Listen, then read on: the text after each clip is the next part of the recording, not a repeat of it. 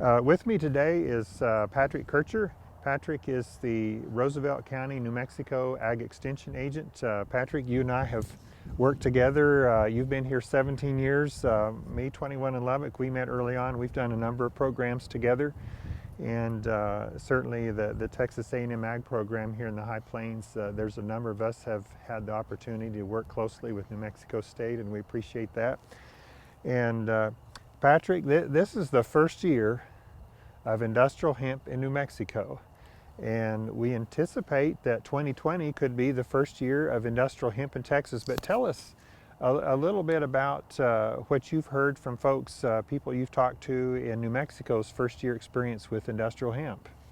It's been a really steep learning curve. Um, Lots of interest in it. Lots of folks looking to try to find something to diversify with. The way the stories were rolling around last year and early this year about the profit potential piqued lots of interest. Um, the challenges that folks have encountered with no approved insecticide Oh yes. or herbicide. Um, Everything I've read on it talks about what a labor-intensive crop it is, and this particular field we're in has proven that because you couldn't spray for any kind of bugs, weed control was not other than by hand. Lots and lots of labor to make this thing work. Okay, and so from yourself and colleagues, what you kind of touched on some of the issues that farmers have encountered here. If you had to narrow it down to one or two issues that most commonly you've heard about that were major impediments or major obstacles to overcome for production, what would it be? I would say early production, getting establishment, keeping plants alive. I heard a lot of stories of plants getting up 12, 18 inches tall and then just dying. Yes. Like I say, this particular field, I know they fought early on. It's not at least it doesn't appear to be a very hardy plant. Okay. Doesn't seem to take a lot of abuse. Other of our field crops, some of them can take some abuse, can Okay. hang around and wait for conditions to get better for them. This didn't seem to be the case with hemp. Okay. A lot of insect pressure. Even this particular field fought a lot of rabbit pressure. They had rabbits coming in off the native range and grazing on it. Okay. Like I say, really steep learning curve of trying yes. to figure out how to get the plant established and get it going and productive early in its life. Okay, and this really kind of is very similar to some of the things I've heard from people I've talked to and some reading is and it seems like as we talk about industrial hemp, there might not be a particular order. It's just as things come to our mind, we'll talk about them. But part of what Patrick mentioned is the fight to get these hemp stands established. And what we've learned so far with Texas A&M AgriLife is, first of all, within the seed that's available for industrial hemp, there is a very wide a variety of seed. We don't have what we would say are pure varieties right now. There's a small breeder over in Corona, New Mexico that I've known for a number of years from his work in Texas, and Jack has commented that if you take 100 seeds that was supposed to be a distinct individual variety, that when he grows them it looks like as many as 30 of those plants do not belong. And so I think that speaks to some of the type of contamination that we have. We in Texas, one of the things that we think will be important down the road, Patrick, is can we have certified seed? And I contrast certified seed in contrast to what they have in Kansas or Colorado, which are not certified varieties, but approved varieties, simply varieties that have been designated as approved varieties to plant. Mainly because they're believed to be low in the tetrahydrocannabinol, or THC, which is the narcotic component of industrial hemp. And the producer on this field, that's one of the things that you mentioned. And as you look around this field, we can clearly see if This is one type of plant that we have here, and Patrick, behind you here, if we could zoom over here, this is a very different type of plant. If you notice, these are clearly not the same varieties. They probably were supposed to be. And so this plant on my right, on your left, as you look at the video here, is very laden. I mean, this just has a heavy feel to it. You really see what's here if you look at some of these floral structures as it bloomed and flowered out through the end of this leaf here. We just have many compound flowers here, and this plant's just a little bit different. It has a similar appearance, but you notice there's a lot more leaf area on this, and I don't think that it looks to me like that's a plant there that's lost a lot of leaves. I don't see leaves on the ground or anything, but clearly this is just a snapshot of the kind of differences that I think we in Texas are going to deal with, at least initially, when it comes to understanding and identifying what we have for planting seed. Patrick, you have visited with the growers here. You mentioned earlier that there were certainly some battles that they had in terms of getting this field established. Weed control was a big issue. Tell us what you've learned about the planting date and kind of get as best you can, kind of a time frame for what's occurred at this particular location. They acquired this circle. This is irrigated. To do this on, this is a highly sandy site. Okay. So they planted it. Because of the year we've had, it was a pretty rough year. Our winds stayed around later than usual, and so our country here in eastern New Mexico certainly will blow, and our sandy sites definitely will.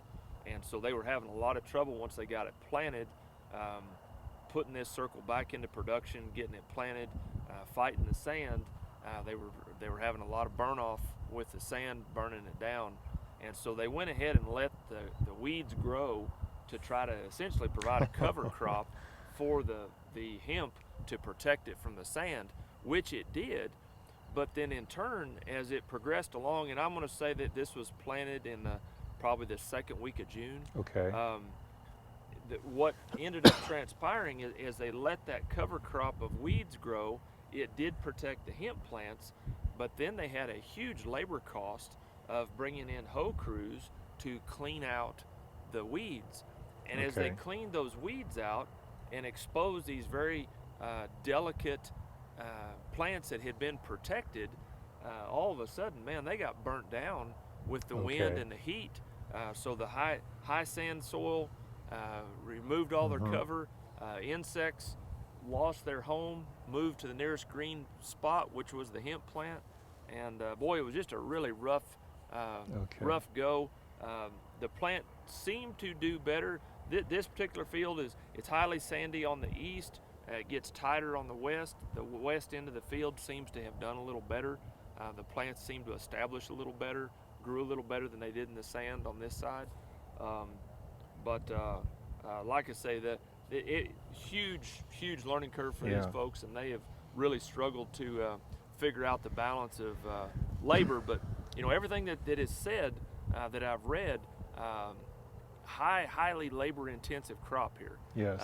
And I think that's something people may hear or read that, but visiting with these guys just before we started filming, they acknowledged that even that labor was not quite what they thought it was going to be. This is a lot of work. Yes. Well, in this field too, they have started harvest on some plants that are similar to this, and it looks like they're doing hand harvesting. They're removing whole plants and they're placing those into a machine shed or a warehouse to hang them up for drying. And like I say, it's just been such a steep learning curve, and a lot of folks were late to the table. New Mexico was late getting regulation finalized as to what would and wouldn't be allowed, and like I said, lots and lots of questions out there of folks that are interested, want to play with it, but everything that I've read and talked to folks, if you're going to get into this deal, you got to be very okay with losing some money. I mean, if you can handle a loss and still want to play with it, charge on, but this is not a guaranteed return. What I had heard here in New Mexico early on is that there were a lot of small acreage growers, half acre, maybe 2 acres, that planted at planting costs that were in the range of maybe even $10,000 an acre just for their planting stock. And that these individuals, Patrick, had no assurance of a buyer. There were folks that said, "Oh yeah, we'll plan to buy your crop and so forth," but they don't have anybody committed to what they're doing. And so, to what extent do you think these producers might be at risk? I think at a high risk. You know, this almost has come across as you know the goose that laid the golden egg, and everybody is looking at this thing as the next big cash cow. And I think a lot of folks, especially small acreage producers, thought, boy, this would be a high value crop that I can do on a small acreage and really make a nice income. But if you didn't do the legwork to establish a home and a market for this product, I really think you're setting yourself up at great risk to find a home for it. But then, as we've covered previously, but the whole potential of, does the crop get hot during the summer, and do you get a spike in THC? So all of a sudden, the money you had invested is now gone. There's no guarantee. It's not like you can get insurance on this to cover it. You know, like other commodity crops have.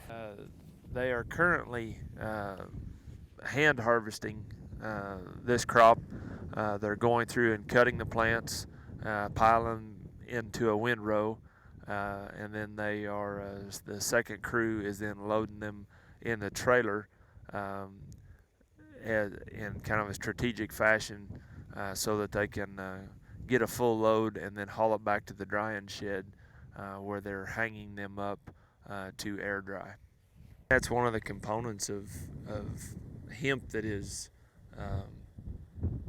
the stuff I'd read out of Kentucky, where Kentucky was embracing hemp as they already had the establishment for tobacco production. Tobacco is a highly labor-intensive crop, and so hemp was a natural fix for them to work in their drying sheds and work in a system where they were already comfortable with hand labor.